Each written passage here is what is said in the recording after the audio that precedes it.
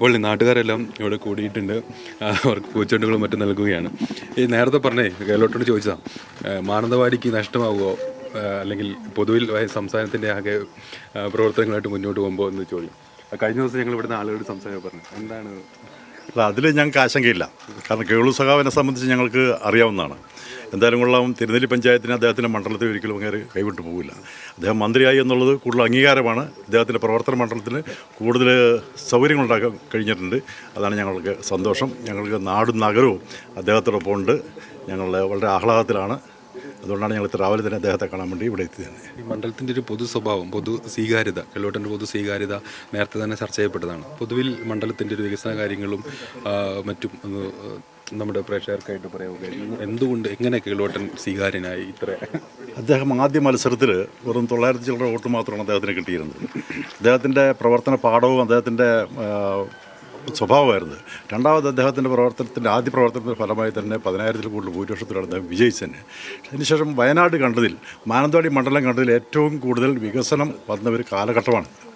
റോഡിൻ്റെ വികസനത്തെ കാര്യത്തിൽ ചരിത്രത്തിലാദ്യമാണ് ഇത്രയും വലിയ വികസനം വരുന്നത്. അതോടൊപ്പം തന്നെ വിദ്യാലയങ്ങൾ, മാനന്തവാടി മണ്ഡലത്തിലെ വിദ്യാലയങ്ങളൊക്കെ ഹൈടെക് ആക്കിയത് മാത്രമല്ല, 3-4 കോടി രൂപ അദ്ദേഹത്തിൻ്റെ ഫണ്ടിൽ നിന്ന് കൊടുത്തുകൊണ്ട് വികസനം നടത്തി. കാട്ടിക്കുളം ഹയർ സെക്കൻഡറി സ്കൂളിന് 3.5 കോടി രൂപ കൊടുത്തുകൊണ്ട് അവിടുത്തെ വലിയൊരു വികസനം കൊണ്ടുവന്നിട്ടുണ്ട്. ഭാവിയിലെ സ്കൂളിലെ എടയൂർക്കുന്ന് സ്കൂളും മണ്ഡലത്തിലെ എല്ലാ സ്കൂളുകൾക്കും അത്തരം വികസനം കൊണ്ടുവന്നിട്ടുണ്ട്.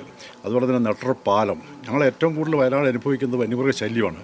ആ ശല്യത്തിൽ MLA ഫണ്ടിൽ നിന്ന് ചരിത്രത്തിൽ ആദ്യമായി 2 കോടി രൂപ അനുവദിക്കപ്പെട്ടത് കേളുവാണ്.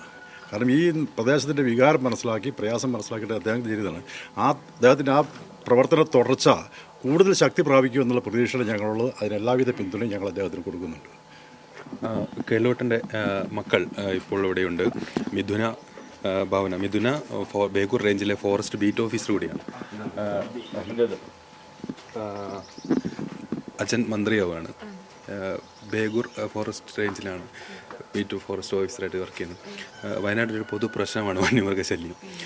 ഈ വിഷയങ്ങളിലൊക്കെ അച്ഛൻ്റെ ഭാഗത്തു നിന്ന് ഏത് തരത്തിലൊരു ഇടപെടൽ ഉണ്ടാവണം? അച്ഛൻ്റെ ഭാഗത്തു നിന്ന് വകുപ്പിൻ്റെ എങ്ങനെയാണ് പ്രതീക്ഷിക്കുന്നത്? ഇപ്പം MLA 2 തവണ കൂടി MLA ആണ്. അപ്പോൾ ഈ 2ാം തവണ MLA ആയപ്പോഴും പിന്നെ വയനാട്ടിലെ ഏറ്റവും വലിയ പ്രശ്നമായ വന്യമൃഗശല്യം, ഇതിനു വേണ്ടി തന്നെ അച്ഛൻ ഫണ്ട് ചെലവഴിക്കുന്നുണ്ട്. ഇപ്പം മന്ത്രി ആയ ശേഷം അച്ഛൻ കൂടുതലായിട്ട് അതിനു വേണ്ടി പ്രവർത്തിക്കുമെന്ന് തോന്നുന്നു. ഭാവന വളരെ സന്തോഷത്തിലാണ്. നല്ല രീതിയിൽ പ്രവർത്തിക്കാൻ കഴിയുമെന്ന് പ്രതീക്ഷിക്കുന്നു. അതെ. എന്തൊക്കെയാണ് പുതിയ ഇപ്പോൾ ഈ പ്രദേശത്ത് ജീവിക്കുന്ന ഒരാളെന്ന രീതിക്ക് ഇവിടങ്ങളിൽ പ്രത്യേകിച്ച് ഗോത്രവിഭാഗങ്ങൾക്കൊക്കെ ഉണ്ടായിട്ടുള്ളൊരു പൊതു ആവശ്യം എന്നൊക്കെ തോന്നുന്നുണ്ട്? അച്ഛൻ മെമ്പറായി തുടങ്ങിയതാണ്. അന്ന് മുതൽ ഈ പ്രദേശത്തിൻ്റെയും പിന്നെ നന്നായിട്ട് അടുത്തറിയാൻ പറ്റുന്ന അന്തരീക്ഷത്തിലാണ് ഉള്ളത്. അപ്പോൾ എല്ലാ കാര്യങ്ങളും നല്ല രീതിയിൽ മനസ്സിലാക്കാനും ജനങ്ങളുമായിട്ട് ഇടപഴകാനും സാധിക്കും. വയനാടിനെ സംബന്ധിച്ച് ഇത് വയനാട് ജില്ലയ്ക്ക് LDF സർക്കാർ നൽകിയിട്ടുള്ള സമ്മാനമാണ്. കാരണം ചരിത്രത്തിൽ മുമ്പില്ലാത്ത വികസന പ്രവർത്തനങ്ങൾ മാനന്തവാടി നടപ്പിലാക്കിയിട്ടുണ്ട്. അത് പ്രത്യേകിച്ച് വിദ്യാഭ്യാസ മേഖലയിൽ, അതോടൊപ്പം തന്നെ ആരോഗ്യ മേഖലയിൽ, അതോടൊപ്പം തന്നെ റോഡുകളുടെ നവീകരണം വലിയ വ്യത്യാസമാണ് നമുക്കുണ്ടാക്കിയിട്ടുള്ളത്. ഇന്നലെ MLA ഓഫീസിനകത്ത് ലഡു വെച്ച സമയത്ത് ഇടതുപക്ഷത്തിനപ്പുറത്ത് എല്ലാ ആളുകളും വന്ന് ലഡുവും ജിലേബിയൊക്കെ എടുത്തു പോകുന്നൊരു സാഹചര്യമുണ്ട്. അതിൽ ലീഗുകാരുണ്ട്, കോൺഗ്രസ് ഉണ്ട്, BJP ഉണ്ട്. അത് തെളിയിക്കുന്നത് രാഷ്ട്രീയ ഭേദമന്യേ എല്ലാ ആളുകളെയും MLA ചേർത്ത് പിടിച്ചു എന്നുള്ളതാണ്. അതാണ് ഇവിടുത്തെ ഒരു വലിയ വിജയമായിട്ട് കാണുന്നത്. ആ ചേർത്ത് പിടിക്കലാണ് ഏതായാലും ഓർഗളുന്ന പൊതുപ്രവർത്തകൻ്റെ വിജയവും രാഷ്ട്രീയ വിജയവുമല്ല.